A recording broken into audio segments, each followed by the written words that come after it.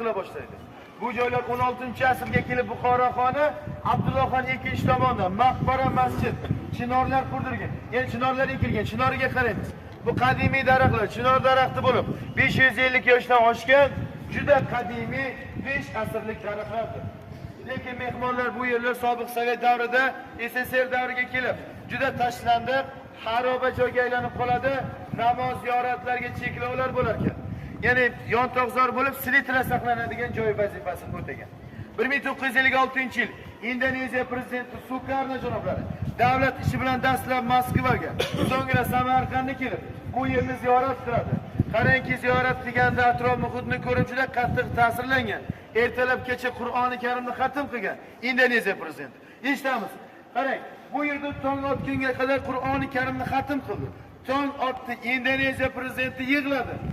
Ta'sirlandi. Dedilar: "Ey musulmonlar, birodarlar, buyuk hadis ilmining sultoni Imom Buxoriyning qabrlari, ziyoratgohlari shunchalik tashlandiq ahvoldamidi?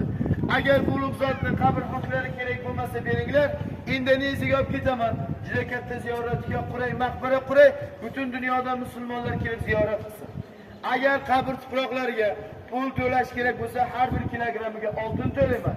Tonna chiqsa, tonna miqdorida oltin bilan to'layman" degan gaplarda aytgan ekan.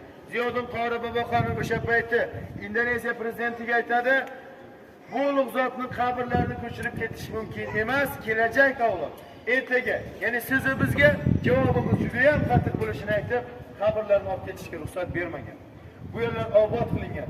Rasman 1998-yil birinchi prezidentimiz obod etgan. Mana mehmonlar 5 yildan ziyod vaqt davomida bu joyda qurilish bo'ldi. 10 ming kishilik masjid 20-mart sanasida ochildi. Ramazon hayiti namozlar o'qildi. Toshlari Gretsiyadan keltirilgan. Minoralari 75 metrdan 4 ta minora. Mehmonlar ham Madinadagi minoralarga o'xshaygan deb ta'rif beradi. Maqbaralari 28 metr, 5 metr yerda tagida qabrlar.